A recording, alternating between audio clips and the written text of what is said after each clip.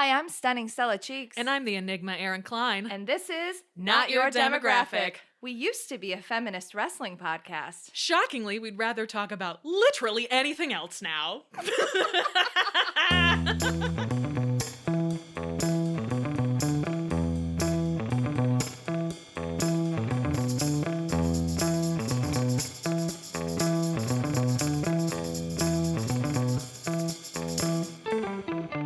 Welcome to the podcast. Hello, everybody. It's a new month.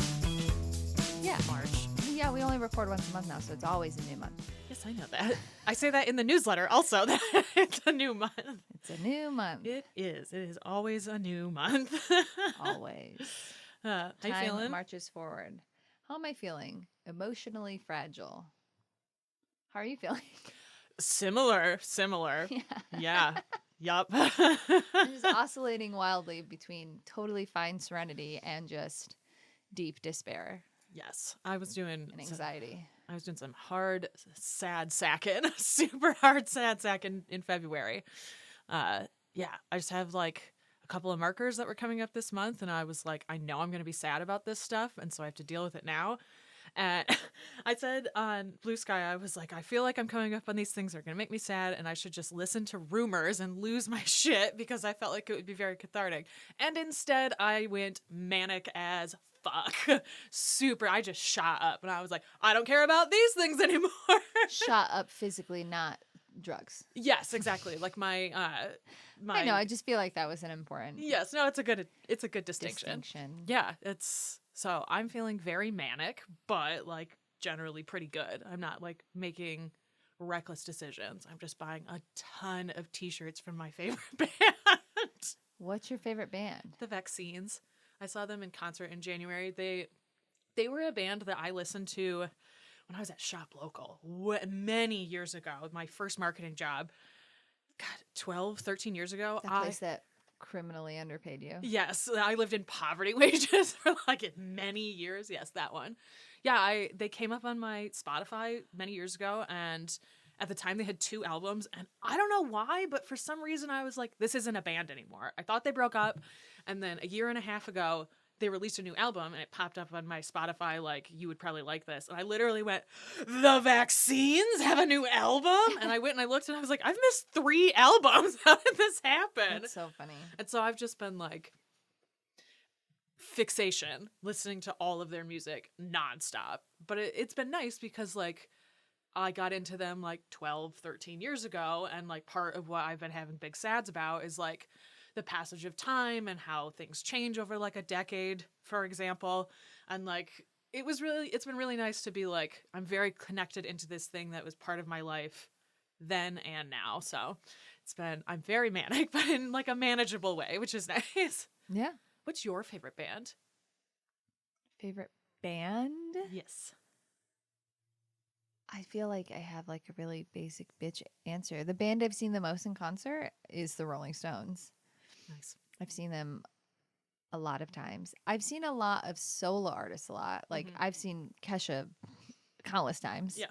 I've seen K-Flay a lot of times, but those are like solo artists. I don't know if I have a favorite band, but I guess the Stones, I've seen them like 3 times, and That's cool. I love them. I've only gotten into them as an adult. My parents never listened to them. Yeah, we were definitely more of like a traditional classic rock household and less of like a Beatlesy household.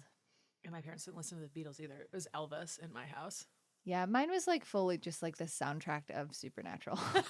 And then some heavy metal. Yeah, that tracks. Mixed in. So that's my musical upbringing. That's funny. I used to really love U2. I know U2 is very divisive, but their music is good. So sorry, everybody. They're good in concert and they're like consistently good. So everybody has to get over it. Is Bono kind of a douche? Yeah. But like, who's not? Most celebrities are. I don't know what to tell you. Celebrities are fucking weird. Yeah, I don't know what to tell you.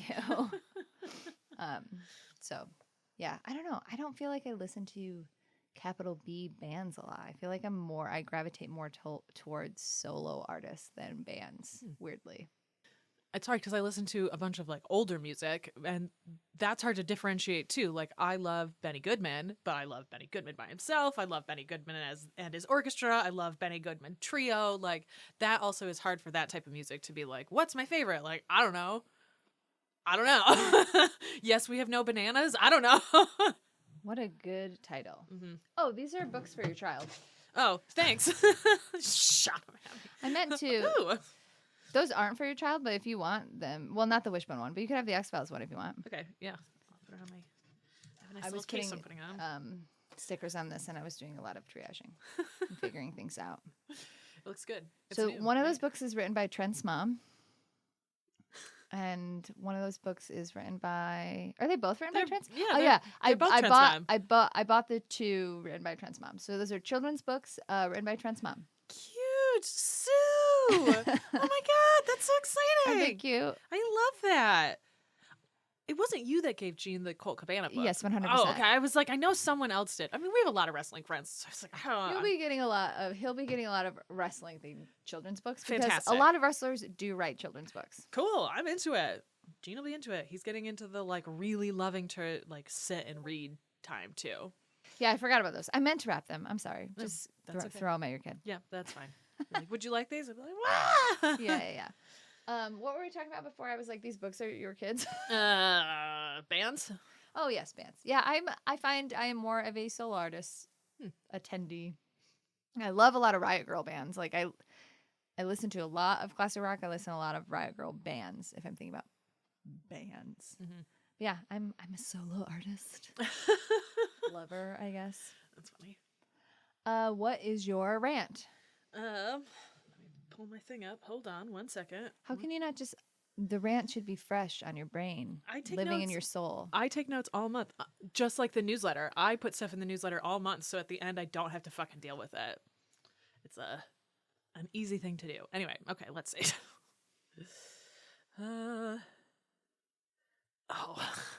I wrote this down towards the beginning of the month. My rant is having a reputation as a party drinker. This is a thing that I've like gone through for a long time, and now being dry 2025, like it has been, I have a group of friends that I have been putting more time into hanging out with because they're outside of my regular community, and I'm like trying to spread out my social interactions. And so I hang out with this group, and oh my god, I just completely lost my train of thought. Oh, okay, so Party drinker. Yes, like what's happening? 2 drinks, Aaron. 2 drinks at a time. Yes, 2 drinks at a time. It's true. The bisexual in me always exists. So I've been hanging out with this group that I'm like just kind of getting to know, and we were hanging out, and they were drinking. They were like doing shots, and one of the guys went to pour me a shot, and he was like, he put it down in front of me, and he was like, Aaron, and he went to pour it, and then he snatched it back, and he said, oh, that's right, I forgot, you don't drink. And it was like being hit with a cattle prod. It was like, this group doesn't know that reputation. This group is completely disconnected from it, and I'm just the California sober person in this group. And it was just this moment where I was like, I wish it was like this. I wish that it, like, I don't want it to be like I stopped drinking and everyone's like, you got sober. It's more like I just don't want the reputation of always being expected to drink with people. And like, I get it. I was a party person for a super long time, but also I'm 36, and like it is nice to be perceived without that like attachment to it. Like, you've known me a long time. You've seen me fucked up drunk many times. And like that's just a part of my personality and my lore that exists. And like it is so wild to be in a group of people that are like, no questions asked. You don't drink. We will never offer you alcohol. And like that's sort of a rave within this, but like it has been very strange to be like, what, how did this reputation happen now? Like I've done sober years before, and it's still weird that people like expect that I'm going to be ready to party. And it's like, sure, I can party. I don't want to be fucked up drunk anymore. Coming home from hanging out with that group, I get home and I'm like, I'm tired. I don't feel like shit. Yeah. Like so yeah, that's my rant. I wish that people would just start thinking of me as someone who maybe drinks when they want to, but this year is not. Like, it has just been a very stark realization of like, y'all, we're in our 30s. Some of us are in our 40s. Like, we gotta get it together. Yeah. We're lucky that we don't have anyone. we're lucky that basically there's no one in our group who's like, we got a problem. You know what I mean? Yeah. Like, we're very lucky to be in our late 30s and early 40s and just be like, come on, let's get this partying and messy drama together. But it's not. Everyone has to be on the lookout for 6 people who are going to get white girl hammered or fucking whatever. Yeah. That's fair. Yeah. Yeah. So that's my rant. Tiny little raven side of it. What's your rant? Well, I went to go get a vagina wax before our last show, and I get a custom, which I like, little landing strip, whatever. Not even bigger than a landing strip. I basically just get it trimmed off of my thighs and get it little down from like my stomach or whatever. And the waxer who I've had before, who's very nice, I've been going to the same place for a long time, was just chatting away. And I just felt it. And then she was like, oh, and I was like, ugh. And she was like, you didn't want a Brazilian, did you? And I was like, no, ma'am, I did not. But at that point, there's literally nothing you can do about it. What am I going to have? Half of like a hairy vagina? Like, no. So it's just a commitment to having a Brazilian. I've had a Brazilian one other time, I think, in my life. I think the first time I got wax, because culturally, it's changed a lot now. But like, almost 20 years ago when I got waxed for the first time as like an 18-year-old or whatever, like culturally everyone's like, oh, Brazilians this, Brazilians that, like that's what you do. And I got a Brazilian and I was like, well, this is horrific. This is weird. And I say this as somebody who is bisexual, who has slept with women, who likes seeing vaginas. Nothing makes a vagina look more like a weird little alien plant mouth thing than having no hair. It's just this weird little... I wish you could see the hand motion she was making right awful. Have you ever... Pro tip, if you ever get a Brazilian, or if you do get a Brazilian, and you're like, should I keep doing these? Look in the mirror and then do like a plie squat. I think you will stop getting Brazilians after doing that. It's horrific. Anyways, I have a hairless vagina right now and I don't like it. I don't like how it looks. I don't like how it feels. I had to go to the doctor, the gynecologist, because everybody knows I'm trying to get pregnant. So like there's a lot of things going on. And I had like an emotional crisis based on the fact that a doctor would see my hairless vagina. And Nick was like, I think they've probably seen worse and I think they probably see people with Brazilians. And I was like, but I don't want to be known as somebody who has a hairless vagina. And I didn't get mad at the waxer, whatever. Mistakes happen, hair grows back. It's awful. I don't know why people do this. I've only had them done twice, like you now. The first time I was a trial model for a class at Douglas J. And so that time it was me feet in stirrups, vagina in the air, and like I want to say 20 people in a like semicircle watching the instructor give me this fucking Brazilian. Yeah, there was that time, and then when I was pregnant, I don't know if you remember that. Yeah, I wanted to get wax so that when I went to give birth, they didn't have to. Here's the thing that happens, horrifying. If you have hair on your vagina and you're trying to give birth, they shave you with a Bic razor. It's a single blade. And I was like, no, we're not doing that. So I went to get a Brazilian and the instructor was like, oh yeah, a lot of women do this. Did it hurt more pregnant? It was horrific because the girl who was doing it, here's the deal. Normally with a Brazilian, you can start at the top and like go downwards. That's what they're taught to do at Douglas J. But when you do that on a pregnant person, you can, as I now know, bruise the I remember fuck out. Yeah, I sent you those photos, the like huge bruises on my like cervix, basically. The top. It was like the top of my pubic bone. And I must have made some horrific noise because the teacher came like running in and was like, oh no, you can't do it this way. And so she had me like turn and like all fours, started at the back and went forward. She was like, this is the only way you're going to get her used to the pain in order to get up there, which was fine, but I couldn't see my hip. And so it wasn't until I got home that I was like, what the fuck happened? That's nuts. Never again. 2 horrible experiences. Yeah, Brazilians are bad. I don't like them. It didn't even hurt that much. It's just now I have this naked vagina. Like, I was backstage at Plan 9, and I was, like, changing in a corner because I didn't want anybody to see my hairless, horrible vagina. Even though other people there assuredly had, at least one person had a That's their Brazilian. own deal. That's not my deal. I don't want to be known as somebody who chose to get a Brazilian.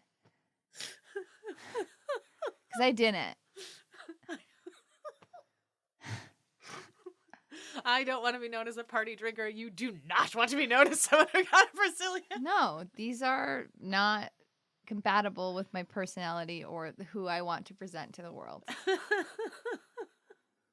So it is very counter to who you normally present as. You're so mad about. It's gross. It feels gross. It looks gross. Growing it back is the worst part.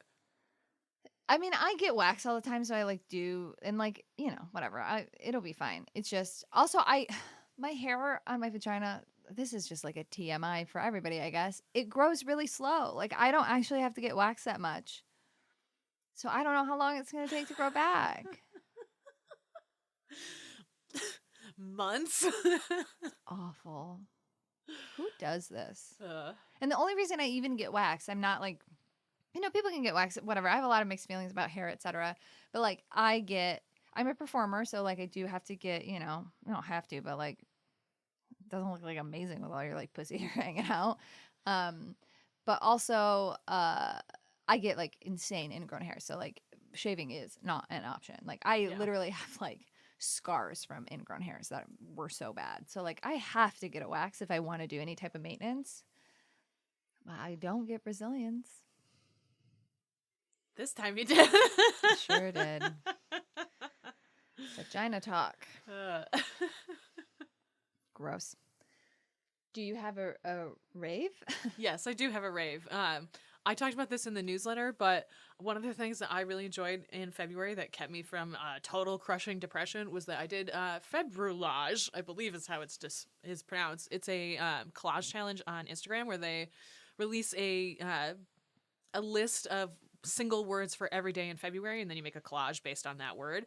And I hadn't done it in several years. I didn't do it in 22 because I was giving birth. In 23 and 24, I was so depressed that I like barely even registered it was happening.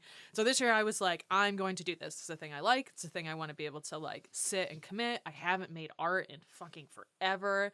And so I did every single day, and some of them were not good. I was like, whatever, I'm just fucking around every day. I haven't done art in years, so I'm just like flexing and like relearning these muscles. And there were a couple of them that I was like, this is fucking good. And it's not what I would normally do. Like the theme for chaos, I just kind of fucked around with it. And at the end I was like, this is much better than I meant for it to be. And so it was really nice to be like, I'm working in a style, I'm purposely working in a style I don't normally work in, so I can like kind of flex those muscles. And even towards the end, as I started to work more in my own style, I was like, oh, I'm seeing how this is like fitting inside of this too. I think I might go back and do 22, 23, and 24 just kind of on my own timeline. Yeah. Because it's nice to have like a creative goal to be working towards. So I have been boosting my spirits by actually doing art and like participating in my own creative visions. It's been really nice, actually. Nice. And what is your rave? So everybody knows I play RPGs. I play a couple of D&D games, but I actually play a bunch of RPGs that are not D&D, and one of those games is called Masks, which is basically Teen Titans. You're like teenage superheroes. And I started this game in 2020. And it was like my friend who's a DM kind of just like, you know, Ocean's 11'd a couple people together. I knew him and I knew one other person at the table, but I did not know the other two people. And I think similar, like nobody knew everybody except for Adam, I think. That could be wrong, but I think I'm right. And we've been playing this one game pretty consistently. Like we didn't play a ton during the pandemic because it's hard to play online. I totally like respect people who do it. My ADHD does not like it. It's hard to play online. I don't love it. So we played on and off during the pandemic, but not really. But we've played pretty consistently for 4.5 years. We play like 1 to 2 times a month. We do it on Tuesday night, and we've been playing this game for 5 years. And this game was definitely not made to be played for that long, so we've definitely stretched it to its limits. And it was meant to be just a one-off. Adam just wanted to play this new system that he had. And he was like, oh, these people are fun. I'll get them together. And then after our first session, we were all like, so that was like really fun. What if we just keep doing this? And Adam was like, yeah, I have ideas. Let's do it. But we came to the finish the other, like 2 weeks ago. It was just Adam. So like I said, it's very Teen Titans-y. So we very much just think of it as like comic book arcs. And we sometimes when we're describing something, we'll be like, oh, and the panel would look like this, or like the final panel in the comic would look like this. And so Adam was like, I got like one more arc in me that kind of ties everything together. And so we did it, and it was really satisfying. We did our final arc. We had the big bad battle. We pulled some cool shit.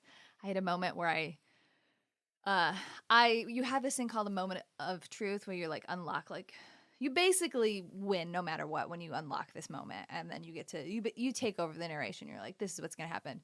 So I like basically ate a bad guy, killed them. It was like 2 technopaths, and like one, my technology was better than theirs, so I just like downloaded them and like crushed them in my subconscious.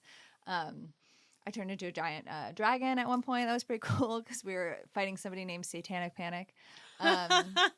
It was really fun, and it was a really satisfying ending. And then we did like a little epilogue, like 10 years later. Where do you think your characters are? And like we had been playing for 5 years, but only a year had lapsed in the universe for comic book time.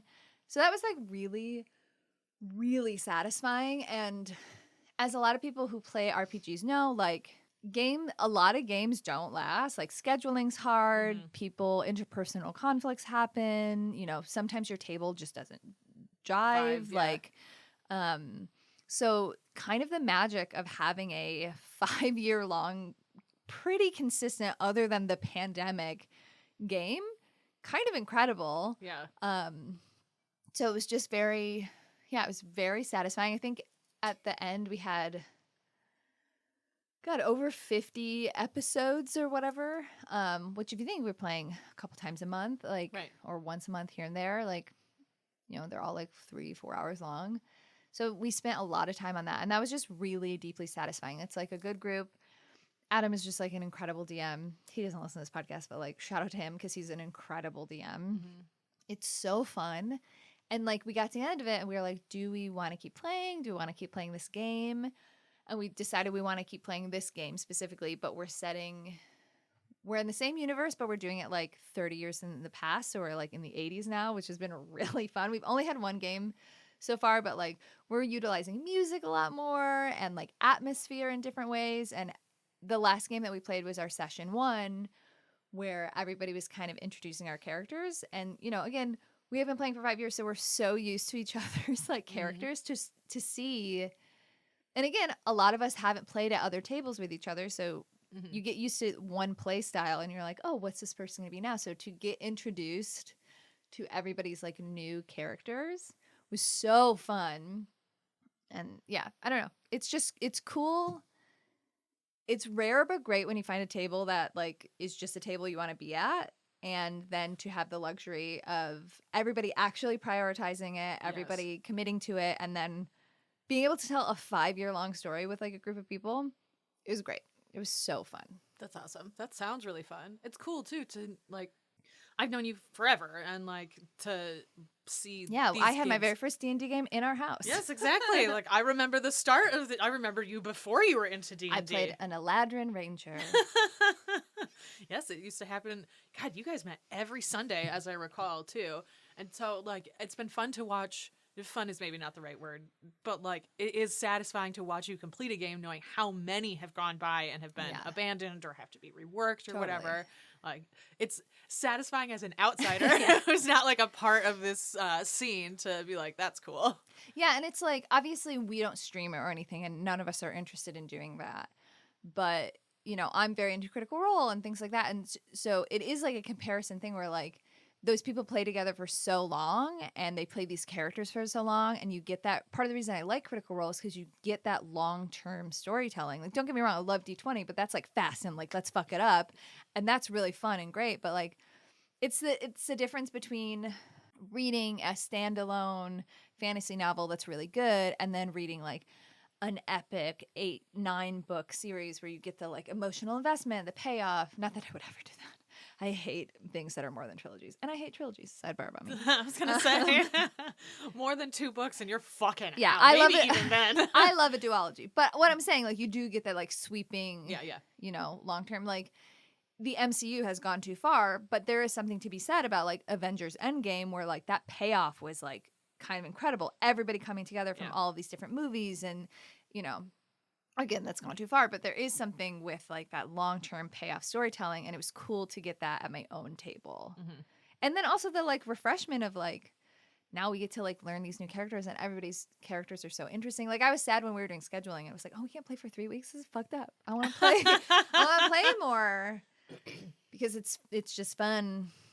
It's just fun, and that's what like RPGs should be. And don't get me wrong, I love D&D, but like, the thing about Mask is it's really RP heavy. Like, there are rules and there are mechanics and stuff, but like, even within the rules, like if you play a ranger in D&D, you're like, these are my spells, this is my, you know, my weapon, whatever. But with Mask, it's like, okay, unleash your powers, but like, you really kind of get to decide what your powers are and how they manifest. And it's like a pass fail game, and every time you fail, you get, it's called potential. And because you're a teenager, like, the more you fail, the more you learn. So potential is actually like a good thing. Yeah, I know, it's fun. Also, because we're all teenagers, like, there is a lot of awkward teenage like flirting and feelings. Like, I watched my 2 friends, Adam and Ansel, for like an hour and a half at the table go on a date. And it was adorable. Like, it was so like, you know, again, like, I think their characters were 13 and 14, and they were like on a date at like, they were gonna go on a date at Fazoli's, but then one of the characters' dads was like, "You're absolutely not going to Fazoli's. Here's my credit card. Go to a real restaurant." You're absolutely not going to Fazoli's. That's so funny. Yeah. Fazoli's, the height of luxury for a teen high school dance. Yeah. So like, it is fun in that way too, because you are dealing with all the like weird teenage whatever. Yeah. It's, and like the last game, I was very much the leader of our little group. Like, I think it was just by default of like, I picked a character that was much older, and like, my backstory was like, before my powers manifested or whatever, like, I was very like team cheerleader, blah, blah, blah. I was very Buffy Summers. Like, it was very Buffy Summers, and then like terrible things happen to her, and then she has to like deal with it. So it's fun this time too. The character I created, absolutely no way that I can be team leader. Like, it's not gonna work. I'm the daughter of a villain. Nobody trusts me. I'm never gonna be team leader. So that's also fun too. Like, I can almost like make bolder choices and stuff, because like, I don't have to think about it in a different way. So it's just fun. And there's like a lot of, you know, trust and like safety and whatever at that table. You can just like have a good time and not have to worry about it. Yeah. So yeah. So like, again, love D&D, but it's fun. Like, side rant, I feel like I'm talking a lot, but like, no, it's fine. Side rant, I like, think this is interesting. I do love D&D, and I think it's a really good introduction in many ways, but RPGs that are not D&D are fucking fun. Like, I just started another game with a different friend who was like, I really want to DM, but I've never really done it before. I picked up this thing. So we're playing a game called Achtung Cthulhu, which is a Weird War II. So it's like World War II, but then with like, you know, monsters and whatever. And this friend is from England, like was raised in England until he was like 16 or something. And he made a joke the other day. It was like, hey, I'm about to be in my 40s. Like, I could have either chose to care about trains or World War II, and I care about World War II. So he has like a lot of facts. Yes, And yes. he, like, we literally get like bonus points if we know a World War II fact that he's impressed by. Oh, I would love that game. Yeah, it's really fun. And also, we just get to kill Nazis. Like, we have a Nazi kill count. Oh, that fucking And rules. we level up based on how many Nazis we kill. Oh, I love that. And it's a pretty, like, I'm playing a magic user in both of these games. In the past, I've never played magic user, so this year I'm trying to, like, Oh, okay. be magic, because I'm usually a ranger, a barbarian, or a paladin. Like, I want to punch, I want to shoot, I want to fight. Like, I don't want to think about spells other than, like, here's a cure wounds, now I'm gonna like punch you in the face. So I'm trying to, because spellcasters are a lot harder to play, so I'm trying to go outside my comfort zone. But I'm playing a spellcaster in this one, and it's not like D&D at all, where you have like 600 spells. I have 2 spells and like 2 bonus spells, and like, that's it. And some of them are super situational. Like, this does not work in 70% of battles. Damn. So you have to be like really, you have to pay attention. You have to be clever. And then again, also very fun to be like, so I'm basically just playing Evelyn from The Mummy, but with like a tarot deck and magic. And then we have, like a grumpy American doctor and like things like that. So it's really fun. And a lot of other RPGs, some RPGs that are not D&D are really rule heavy, but there are a lot of RPGs that are like, here's some rules, just do whatever you want. And it's very RP heavy. And so you just get to do silly little improvs with your friends. And that's super fun. So if you ever play D&D and you're like, I don't like this, before you write off all RPGs, I think that you should try something that's not D&D, is my suggestion. Anyways, playing with games with your friends is fun. And I'm excited today. Today I'm going to go over to a friend's house and we're going to play a board game I've been wanting to play for a while called Everdell, where you play like little woodland creatures. And you like build little houses and stuff. So I'm pretty excited about that. Anyways, board games with your friends, RPGs with your friends, fun, relatively low stakes. It's good to have an activity when you're hanging out with people. Yeah. That's not just drinking or... Right? Exactly. Yeah. Chatting shit. Yeah. Talking shit, drinking. Going out is fun, but going out you have to like get dressed and have money. You go to a board game at your friend's house and you can be in sweatpants and like order pizza. Yep. So highly recommend all of that. One of my goals for 2025, I famously do not play games because I am hyper competitive and very bad at most games. Like, I'm very aware of who I am. Like, it's like the same reason I'm not good at baking. It just doesn't work in my brain the same way. And one of the things that I was like, I'm going to commit to this year is learning how to play games and not be such a like reactive asshole, basically. Because I want to find like silly games that you can't even get mad about. Well, that's exactly what it is. I want to be able to play games with my kid and not, because like even doing that, my reaction is constantly like, a huge part of me gets lost in the logic. And so if I can't understand the logic of it, I get really stressed out. Yeah. But like, this year I'm making like a solid effort to be like, okay, you want to play a game? I will play a game with you. I will try to do this and not freak out. But like, I agree. But that's the other thing, right? Is I love going to game nights and I just like to hang out and I don't want to be like a douchebag. I think maybe this is a wild thing to say.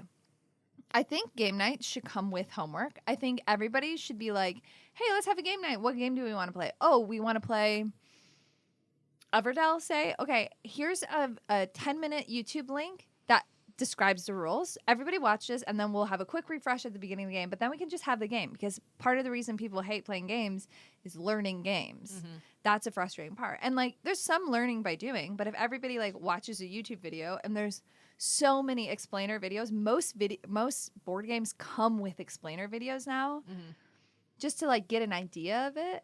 And then too, you could watch and be like, I don't think I would have fun at that game. Yeah, that makes sense. Instead of like going and being like a bad sport or whatever. Yeah. But there is going and just hanging out. But I don't know. I think if a board game is past a certain level of like entry level difficulty, just watch a 10-minute video. Or honestly, at the thing, be like, hey, everybody, we're going to watch this video. Yeah, I was going to say, like, that's even something you could do as part of a session 0, where you're like, we're just going to watch this. We're all going to say, do we understand it or not? Yeah, everybody's instead still of one person, like, slowly reading the manual and simultaneously trying to understand it and then tell people what to do. Yeah. Yes. Nothing ruins games faster than that. And again, a competent GM or DM, whichever one you want to call, like that makes or breaks a game. Like even having played other kinds of regular quote quote games, like having someone competently be able to know the rules like matters. Also, like I play with some great players who are terrible GMs. I play with some GMs that are terrible players. Like it's not a 1-for-1 for sure. I'm very lucky that I have a lot of really good DMs in my life. One of my goals this year is like I would really like to DM a game. Ooh. I think that I would be good at it. I think you'd be good at it too. Yeah. So that's one of my soft goals for the year. Nice. We'll see. You could do it. You'd be a very good DM. I know I can do it. It's just like, do I have the time or energy to do the prep? That's and true. then also, who do I want to invite? There's an alchemy. It's true. There's an alchemy at a table. So that's my rave, my long rave about RPGs. Well, that was lovely. Got any media that you're watching, reading, exploring, other than Critical Role? Well, not really. I did Daredevil came out yesterday, and I was kind of rewatching some of it just to like, refresh my memory. I'm a big Daredevil person. And my husband kind of caught some of it, and he was like, this looks interesting. And I was like, do you want to watch it from the beginning? Do you want to watch Daredevil? And my husband is a big John Bernthal fan who plays the Punisher. So I was like, you'll get to that. That will be exciting. So I've been watching Daredevil. We'll get to the Punisher, which is a surprisingly good show. People who write it actually understand what the Punisher is about, unlike most people who say they're Punisher fans. Yes.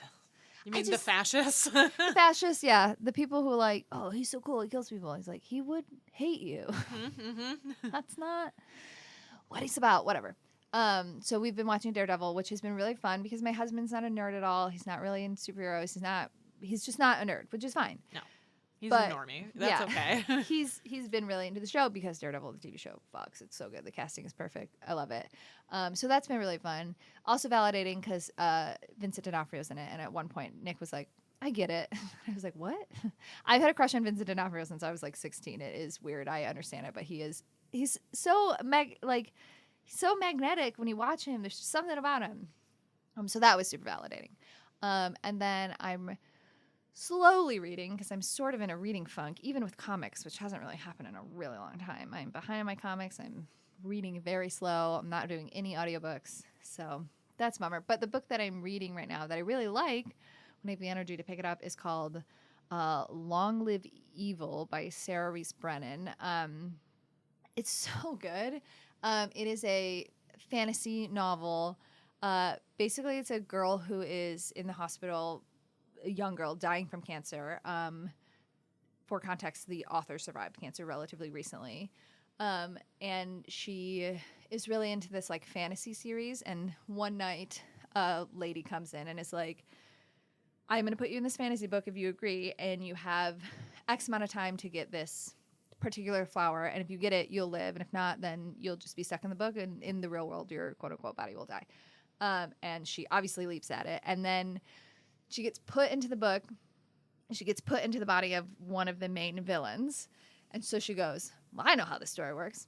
I'm just going to lean in. And so she's like, I'm just going to be a bad guy. And I'm going to, collect other bad guys and use my knowledge of the book to like figure out and get what I want. And it's really clever. It's very trope busty. It's very funny. Like the main character is very likable. And it's very interesting to kind of read this author's. It's both a really, really well written book, very interesting plot, characters, but it is also clearly very therapeutic for the author who is like, I thought I was going to die and never be, and then I also thought I would never be creative ever again because chemo was the worst thing in the world. Yep, and so, as I've heard. Yeah, hearing through the character, through the author's thoughts about life, death, cancer, healing, how people treat you while you're doing it, is really fascinating. And done in a way where it's not like reading a memoir about like a cancer survivor that could be potentially very triggering. It works in the story. It's really natural. I'm like 120 pages out of a 400-page book. And it's really good. I highly recommend. It might suck near the end. I doubt it. It's so good right now. And I've read other stuff of hers that I really liked.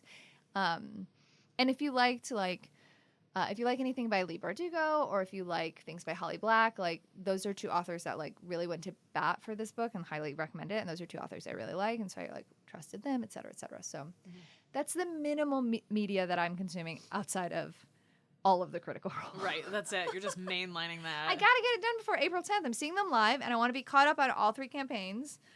So I got no choice. I mean, it's fine. I'm mainlining the vaccine's 12-year back catalog. Who the fuck am I to judge? Yeah. And then I've been listening to a lot of La Fay, which I put in a newsletter many months ago.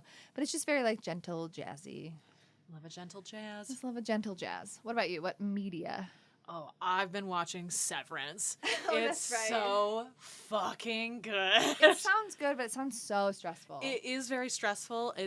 Part of the thing about it is I can understand how it'd be very stressful to watch it and be like, is this after the first season, it got canceled. And so there was this, because it was because of the writer's strike and it just it Apple TV was like, this isn't going to happen. And it was a fan project to be like, nah. I did not know that. Yeah, it took like 3 years to get the second season up, and it's airing right now. It's appointment television. They air it every Friday, one episode at a time. I know a lot of people are really into it. It rules. The mystery, there's two mysteries. There's a corporate mystery and a mystery of who the people actually are, because they're severed. Their work people, their innies, are completely separate from their outie, the regular world. I do people. hate that. I hate that they're called innies and outies. That's why, though. You're supposed to have this, like, that's It's something's horrific. Something's wrong here. There's another character Dislike.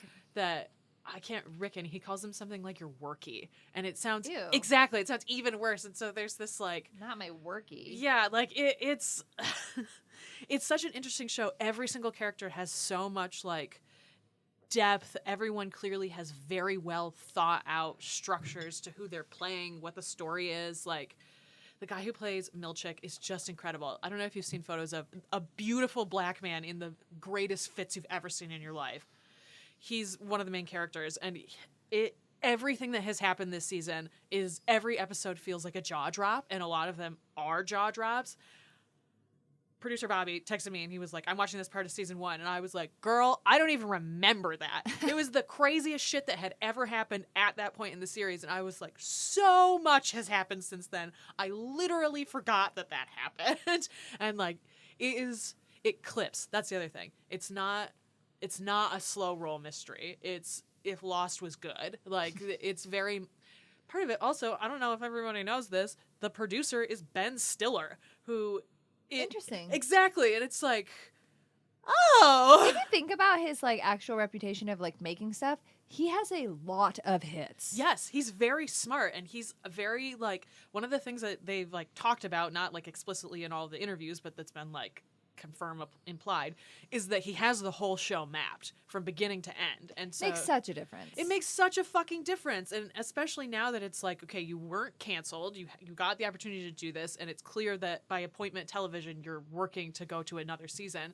But like, the reveal of the first season was so shocking, and now I'm 7 episodes into the second season, and I'm like, I spent the entire 7th episode crying or with my jaw on the floor. Like, every episode is like that. It is awesome. I haven't seen TV this well made, I don't know, decades. Like, it is just so thoughtful and smart, and like, the corporate mystery means a lot less to me, but I'm still invested in it. And like, they do such a good job of combining like what them. their job is. Yeah, the job and like the corporation that creates a severed person, and like, what are they actually doing there, and why did these people decide to get severed? Like, what is your life like out there that for 9 hours a day you don't want to remember anything?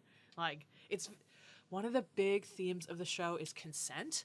Obviously, like, Right. the innies don't ask to be born, and so if they don't want to be alive anymore, what happens? What happens when an outie is like, I truly can't live my life anymore because of X tragedies or whatever? Like, the consent is really explicitly talked about. I am going to give a small spoiler. I'm giving a spoiler for season 2, episode 4. If you haven't watched this, skip ahead like 5 or 6 minutes. There is a character who, innies and outies are different, right? And you think at the time that they can't, like, an outie can't be in the same place as an innie.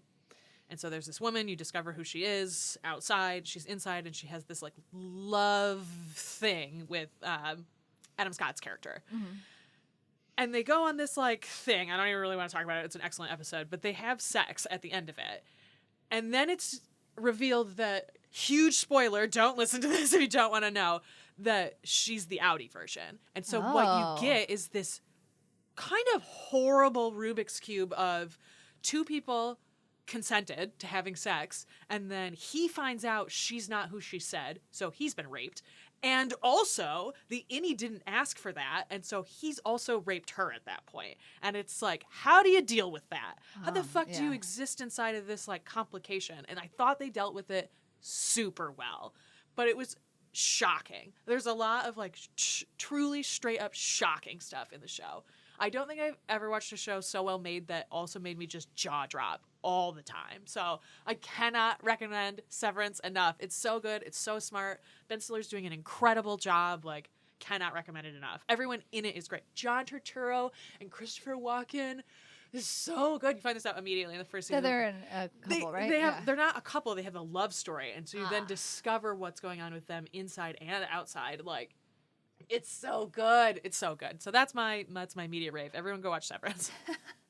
Okay, well, speaking of media, we did get a question from one of our longtime listeners, Nashville Fat Ass. Still funny. I'm not going to read the whole thing, but I'm going to read part of it, and then we'll answer it to the best of our abilities, both intellectually and where we are right now. It says, Stella and Aaron, thanks so much for the years of entertainment and enlightenment.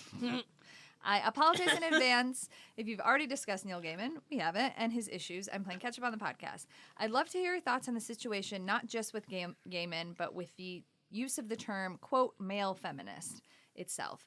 Since my fiance fell down the Neil Gaiman scandal rabbit hole, we have had several debates about male feminism and why I've never embraced the label or put my Planned Parenthood bumper sticker on my car. I've always lumped the men who call themselves male feminists into the same category as those who refer to themselves as alpha males. If you have to let people know you are one, you're likely not living up to the definition or ideals. Yes, hard agree. I'd love to hear your thoughts on men supporting feminist ideals and efforts for equality publicly and privately, use of the term male feminist to describe a personality, persona, style of writing. I'm not a big Gaiman reader, but I've always heard my female writing buddies admire his use, description, development of female characters. Will the criticism of Gaiman's influence your willingness to revisit his work? Does it add to the skepticism women have towards men who strive to be an ally for feminism? Thanks again for the entertainment and enlightenment. Okay, you talk first, and then I'll talk as just to level set. Big Neil Gaiman fan, passed. Big Amanda Palmer fan, passed, obviously. So Aaron hates both of them. I do hate both of them. So, and always has. It's always been like a thing between us.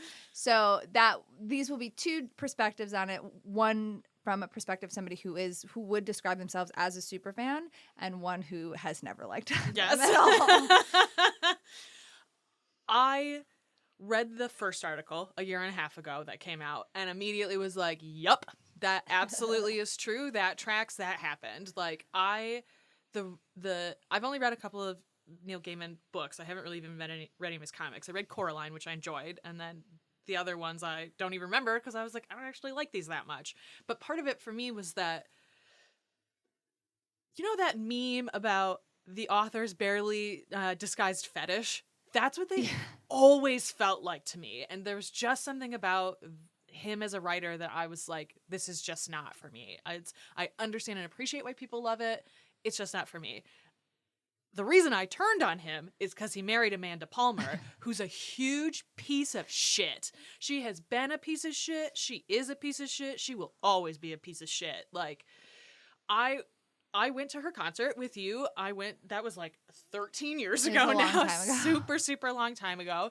But like, I liked the Dresden Dolls. I tried really hard to get into Amanda Palmer, but then I listened to the track where the guy does the suicide note, and I was like, this is the most disgusting shit I've ever heard in my fucking life. I didn't know that. That was the one that like put you over. That was a long time ago too. It was it's from her first solo album. Yeah, and then after, which before all of this was my favorite album of all time. Ooh, yikes! That's a bummer. Yeah, it's a huge bummer. That sucks, dude. He had one of my favorite books of all time, and she had my favorite album of all time. Ooh. Rough. Yikes. Yeah, with her, it was the suicide thing, and then it was the tour where she wanted people to play for free. Yeah. That was not great. That was the tour that we went to as well, and I was just like, you're a bad person. Mm-hmm. There was just this moment where it was like, yeah, you're not good. Not like even as an artist, it was just like, you've got something in your bones that's bad. It was just a weird read I got off of her, and like, thing after thing after thing kept coming about her being a huge piece of shit. They went to Australia when they weren't supposed to. New Zealand. And like, they just have always seemed really shitty and shady to me. But again, they're other people's thing. I was always kind of like, they're just not my thing. I'm not going to shit on somebody for liking them. Not joke. Because like, my real problematic fave is William Shatner. But I'm like, also Amanda Palmer. Not a thing I will be saying out loud anymore. Because she's not. So my perspective is, first, as somebody who, again, Neil Gaiman's works was really important to me. American Gods was a book that I bonded over read that with one. people many times. Like foundational friendship pieces. Like I read that when I was 16 or something. I don't know. It was LCC time, so it could have been anywhere between 16 and 19, but I think it was more on the younger age. Neverwhere was one of my favorite books of all time. I love Neverwhere. I've read almost all of his books. I've read, obviously, being a comic book person, especially somebody who loves mysticism in DC. Sandman was like super important. Sandman was one of my first big comics, as with like a lot of people. So just addressing both of them separately, and then we can get to the male feminist thing. With Amanda Palmer, I like the Dresden Dolls. Who Framed Amanda Palmer was up until 3 weeks ago I would or whatever. Said it was a good album. Just there are parts of it that it's like, yeah, up until legitimately when that like the second article came out that had all of the specifics about her, because before that it was maybe not easy, but like I think I was making arguments in my head of like, well, yeah, if he's a piece of shit, then it must have been really bad to be married to him. And it probably was, but she was obviously like a culprit in it too. She is a bad person. So like up until that second article, like that was still my favorite album. Like since the tour with since the Art of Asking and the tour where she was like taking advantage of people, I have fallen off of my love of her. I didn't really listen to her music that much anymore outside of my favorite album. I would occasionally listen to her stuff or like checking out Instagram, joke and say like she's my problematic fave. So I wasn't like super duper invested in her. I had started to like kind of re-come to her as a fan in the past, I don't know, 6 months or so, because she was like talking more openly about her like healing process and her like divorce and stuff. And I was like, this is interesting. And like the moment the Neil Gaiman article came out, the first one, I was like, okay, well, goodbye forever, I guess. But it was just kind of like, at that point I was like, I'll keep my books, but I won't publicly support him anymore. And, you know, it sucks, but like men do be sucking. So like this ain't the first rodeo. It won't be the last. So, you know, especially being wrestling fans, we've lived through this many times. So it was like, okay, well, I'll keep the things that are important to me, but I won't reinvest in him. And then I was kind of like curious about how that had affected her relationship. So I was kind of like following her a little bit more. And there was like, I was listening to some of her newer stuff and there was like certain lines, and I even sent some stuff to Aaron. I was like, well, this is an indicting line. Yeah, there was that one song where it was just like, Jesus Christ. Like a 9-minute discordant. I got it about was bad. 4 minutes into it, It was and was like, okay. It was not a good song, but like the lyrics in it were very indicting of I wish she him. had just released it as a poem. It would have been much better. So like that's where I was standing in my fandom of them both, kind of before the second article came out. And then that article came out and I read it. You read the whole thing? I read the whole thing. Ooh, I couldn't. Yeah, it's really rough. I read the whole thing. Hearing all this stuff about Neil Gaiman was really hard and made me, I threw away all of my books except for Sandman. I'm having a really hard time throwing that away because one of the things about being a comic book person is the importance of continuity. And as somebody who loves Constantine and loves Swamp Thing, and again, Marvel mysticism, trash. I hate it. DC mysticism, perfection. I love it. So, and that's literally one of my favorite things about comics. So I'm having a hard time divesting of those specifically because I want to have the ability to look back at things and be like, oh, that's connecting there. Maybe I'll get rid of them someday. I was literally in the middle of a reread of them, so I'm stop that. Ooh. Yeah, so I'm very curious to see what DC does going forward because they still publish stuff, quote unquote, within the Sandman universe. So like a Constantine story just came out. I know it's pronounced Constantine. It's never gonna happen. It's just never going to happen, everybody. I'm going to say Constantine till the day I die, and Alan Moore's going to have to live with that. He's lived with worse. He's truly. But, yeah. So I have those, and I'm kind of just, I'm just accepting where I am with that place. I am keeping Good Omens, and I will watch the Good Omens That's thing. a Terry Pratchett thing. Because even pre all this stuff, I've said for years, that's a Terry Pratchett book. I've never once said that Neil Gaiman was a writer on that. Yeah. I didn't even think to bring it up because it's a Terry Pratchett book. Historically, it was Neil Gaiman's idea. But like when you read that book, that's a Terry Pratchett book. I like it. That's how I know it's a Terry Pratchett book. And they, like, the Good Omens people, like, completely divested from him and stuff. And, like, it sucks that they're not getting a third season. They're only getting a 90-minute movie. But I won't be doing my Good Omens act ever again. Like, that feels weird to do an act that he has associations with that has stuff to do with sexuality and females' bodies and things like that. So I won't be doing that again. So that's kind of where I'm sitting there. I've basically, Believe Women, like, I blocked her on, not that I need to block her, but I, like, blocked her and unfollowed her. I blocked him and unfollowed him and everything.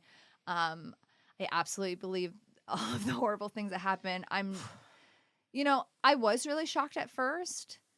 This goes into the other part of the question, because, again, somebody who has interacted in that fandom, those spaces, most of Neil Gaiman's fans are women, non-binary people, queer people, people from these, like, traditionally marginalized communities. Like, truly, if you looked at, there's got to be some, like, demographics. It's got to be, like, 70-30, like, women, men. Like, most of the people that I know who not just love him, but, like, those works resonated so deeply are women. And so and he did build a lot of his career. He was very active on Twitter. He was very active on Tumblr. And Tumblr obviously is like a capital F fandom place. Again, majority women, majority queer people who are, like, interacting in that space. And he would directly interact with people. I remember that. So he really did build this legacy of being the, quote, one of the good ones. Like, so it is hard to kind of square that circle sometimes, where you're like, he did such a good job that there are obviously people who knew, but it's not like it was like a Cosby thing where, like, everybody knew but everybody would keep quiet. Like, there were people who knew, but even in that article, like, some of the women in the article were like, the math didn't math for me because of the books or the way that he presents or the way that he talks, and then he would do this awful thing. Like, it's like gaslighting 101. Like, I have to be the wrong one. And I'm not getting into any specifics because it's horrific. If you want to know more, power to you. Read the article. So yeah, at first it was, like, pretty hard to accept. And, like, again, I think because we've been through shit with wrestling specifically so many times, it was a lot easier for me to be like, I'm done with this. But I've watched some of my friends, specifically my comic book friends, get to the right place eventually, but, like, struggle really hard. Especially because, like, again, I'm not lumping all women together, but, like, a lot of women my age and 10 years older's first big comic book, Sandman. And that's what got them into comics, and that's, like, their touch point. Mine was Sandman and Fables. My life sucks. Wow. Because you tried to get me to read Fables once, and I was like, Alexis, this is just Stella. This is just not going to work. Yeah, Bill Willingham. Look, media literacy is hard. I did not know a lot about Zionism. I just thought it was, like, a fun book where, like, the big bad wolf marries Snow White, okay? I get it now. I also threw away all those books. I don't have any fables in my house. I think I threw them away too. I feel like whenever something like that happens, I don't donate them. I throw them away. Smart. I threw away my 2 Neil Gaiman books that I had. Yeah. One I had borrowed from someone, and I had to, like, he let me borrow it, and he was like, this is my favorite book of all time. And so I had to text. Which one? I don't remember. It was one of the short story ones. Stone something? There's some really good short stories too. Yeah, it was like Stone something. I don't remember. Yeah. But I was like, do you want me to just get rid of it? Like, I don't know what you want. I had, like, signed copies and shit. Like, also not to be like, it could have happened to me, but, like, I went to a lot of his readings and signings when I was younger. Like, truly to think about that too and know that a lot of people I know did that too is, like, fucked up. So anyways, like, Believe Women, fuck both those people. In terms of the, like, whole male feminist thing, yeah, I feel like it's a red flag. I feel like if you have to put the word male in front of it, it means you don't actually mean it. Yeah, that's a great point. Like, I'm not a female feminist. Like, it's either you're a feminist or you're not a feminist. And Yeah. also, like, if you're being super loud about it, you need to also be doing actions about it. Yeah, and like it is weird to build your public persona based on being an advocate for a group that you're not in. Like you can be an ally, you can do actions, you can give money, you can donate and stuff, but like I don't think like your voice shouldn't be the most prominent voice. Yes, absolutely. Right? Like you should be using your privilege or whatever to lift the voices of those marginalized communities. Mhm. So if you are basically using those marginalized communities to lift your boat but no other boat, Mhm. then you are doing it for clout and you're not a true whatever. Yeah, I feel like You can't center yourself in somebody else's story. yes, that's exactly what I was thinking. Is it's like if you're doing it for yourself, you're not actually a feminist as a man. Like if you're not trying to lift other people up and you're like I'm doing this so that I can feel good or other people will validate me, like that's not actually real feminism. And also like one of the things that I hate about that, like I'm a male feminist. So it's like you're telling me right off the bat you have absolutely no concept or understanding of feminist history. Like you can't just say I'm a male feminist. Are you a second wave male feminist? Are you a third wave male feminist? Are you an intersectional feminist? If you can't answer that question, fuck off. Like straight up. Yeah, it really falls into the like I see what you're saying with the alpha male thing, but it really falls more for me into the good guy trope. Yes. Mm-hmm. Sorry, I was just thinking about your ex for a second. Which one? The one that all of this applies to. Oh, okay. Yeah, and I was like, what a great example that we can't talk about.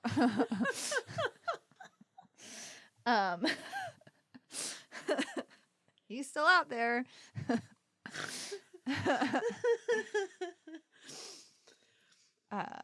Yes. Anyway. I don't even know what I was saying before I like blanked out and was like, yeah, that guy sucked. But yeah, it's the like good guy thing. Like if you are like, I'm just a good guy, but then you're like not, and you use it to like gaslight and manipulate people, then like you're not. Yeah. You use it as a cudgel. That's not Yeah. real active feminism. I also find it weird too because feminism is such a loaded term. Like I don't even know that I would say like I'm a feminist. Like I believe in those principles, and like I would say I'm a fourth wave intersectional feminist. But also I don't just like tell people that. Like my actions tell people I have a fucking undercut. Yeah. People are like, yeah, okay, you're queer of some kind. Well, you can be queer and not be a feminist. That's true. You're right. There are a lot of men who hate women regardless of your sexuality. Ooh, that's true. I mean, is that true? there's so many times that something will happen on TV and or like in the news, and Nick will be like, "I just don't get it." I'm like, "Babe, you have to remember, men hate women. Yeah. I know you don't hate women, and yeah, like not all men or whatever, but like most men I know, like 56% of men. This is a lot. hate women." Mm-hmm. You ever been to a gay club as a woman and they're like, they don't want you there? Ooh, boy. That happens a lot. Not every gay club, obviously, but like, so you know, truly. This is not a queer or straight thing. This is a male versus female. Just kidding. But yeah, so like I've experienced misogyny from all types of men. Yeah. Yeah, so I think Aaron has a good point. If you have to say for you, Nashville fat ass, if you're like, I don't want to call myself a male feminist, don't. Yeah, don't. That's okay. If you ever need to say it out loud, just say you're a feminist, and then also never say it out loud and just do the stuff. It sounds like you do the stuff. Yeah, exactly. I don't think I say it every once in a while, like, oh, I'm feminist. We used to say, this is a feminist wrestling podcast. LOL. But like, yeah, my actions and the way that I present in the world, nobody would look at me and be like, she hates women. Right, exactly. She does not want equal rights. What a trad wife. I literally can't even picture you as a trad wife. I don't even know what that would look like. I haven't seen you with your natural hair color in 20 years. Well, yeah. So that's like my messy thoughts about Neil Gaiman and Amanda Palmer and all that stuff. Believe women. I hope that girl gets all the money that she wants. Yeah, 100%. Because she is suing both of them as she should. I do feel, my one caveat is I feel really bad for their son. He's like 6 years old. Yeah. And he had to live through his father abandoning him in another country. Mm-hmm. And then now he's going to have to deal with whatever shit his mom brings to the table. So that poor kid. That's a bummer. Yeah. Oh, man. She. Also, you know what's fucked up? Neil Gaiman has several young daughters. Well, they're not young anymore, but he has several daughters. I was going to say, doesn't he have like a shitload of kids? Yeah. Red flag. Red flag, for real. How many women have you gotten pregnant? How many? Yeah. Actually, I don't know. It might only be the 2, but I don't know. But I know that he has daughters, and it's just like, obviously, like, you don't have to have daughters or be like think about your a lot of mom time. and daughters and grandma or whatever. But like, it is wild to do this and have kids and have daughters. Right, you're setting up a world that will abuse them. Yeah. It's bizarre. It's crazy. In addition to being just wholly shitty in so many ways, what terrible parenting. What fucking douchebag parents. Yeah. God, that sucks. That sucks. So those are my messy thoughts. My one additional thought is that I am super glad that Amanda Palmer is probably going to be charged with trafficking. Because she fucking deserves it. Because she did. She I mean, they're being sued for sex trafficking, both of them. When I read what I could of that article, that's immediately what I was like, this bitch fucking trafficked these women. Yeah. Ugh. Horrible. Crazy. They're horrible. Bad. Be good to other people. That is your form of feminism. Yeah, it's crazy. Uplift people. It's funny because like there's one line in the Good Omens, I think book but the show, maybe it's just the show, where like Crawley and Aziraphale are like watching Jesus get murdered, and Crawley is like, "What'd he do?" And Aziraphale just goes, "He said be kind to each other," and Crawley just goes, "Yeah, that'll do it." And that's like it's just like a very distillation of our problems right now. Yep. Mm-hmm. Yep. That'll do it. All right. That'll do it. Okay. Do we have a question before we wrap this up? This app. Hold on. Let me pull up my big stack of questions. I was so distracted I didn't get it. All right. Pick a number between 1 and 24. 17. 17. All right.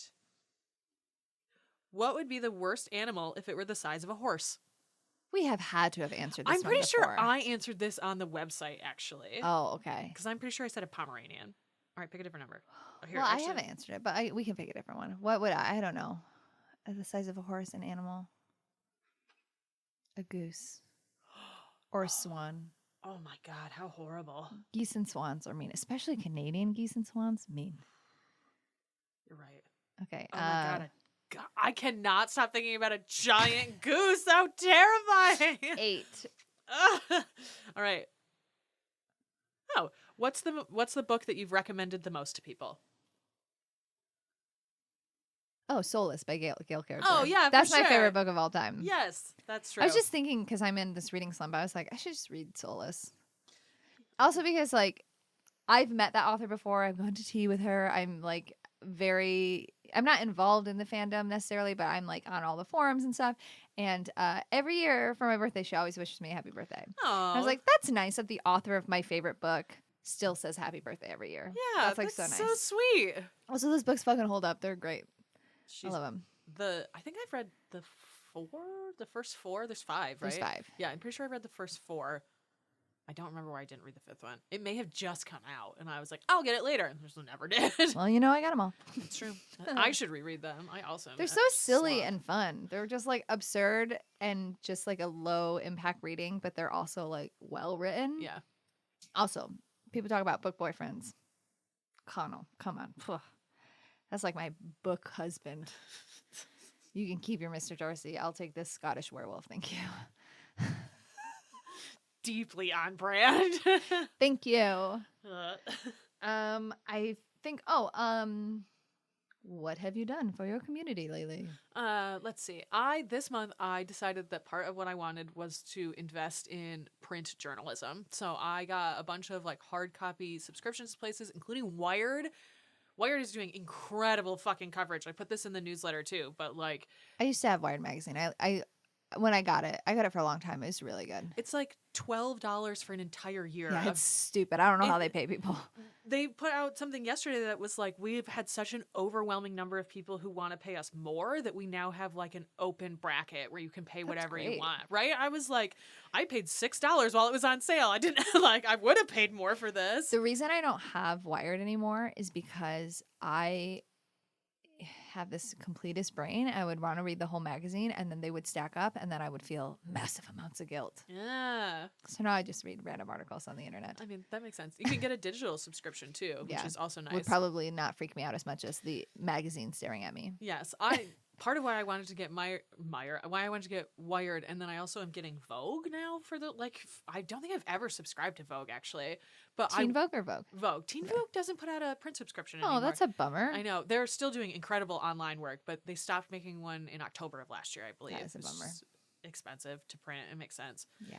But I'm getting Vogue, and part of it is because I want to do more collage work, and so I'm like, well, if I back up on these, I'll just rip them to shit, and it won't matter as much. So I that's part of it with me too, is I like being able to like build that up. Yeah, I've been trying to do that as much as possible. Like anytime I see good journalism, it's like I would like to give you $1. That's fine. Like I'm just so fucking tired of the New York Times and the Washington Post. Like it's disgusting. Like Yeah. we talked last time about how it was hard to conceptualize like we're in the middle of a coup and it happened. The coup already happened and like We're here, baby. Right? And like I don't want to binge sane washing. I refuse to do that. And so it's nice to go to these other places that are like, yes, we're going to actually report. Defector was another one I put in the newsletter. That's Drew McGarry. We read Point B for book club many years ago for NYD. But it's so clearly for people from people, you know, rather than like an editorial board cut the shit out of your article. Like, so I've been trying really hard to support that because I would like to see more real journalism. That would be super fucking nice. Mm-hmm. What have you been doing? Well, my main thing is voting with my money. We got rid of our Amazon. Yeah, I saw that. Yeah, and we are, we had slowed down on ordering. I had this big list of books on there. Not that I ever bought books on there. It was just an easy place to put books. And I moved them all to a different platform. All right.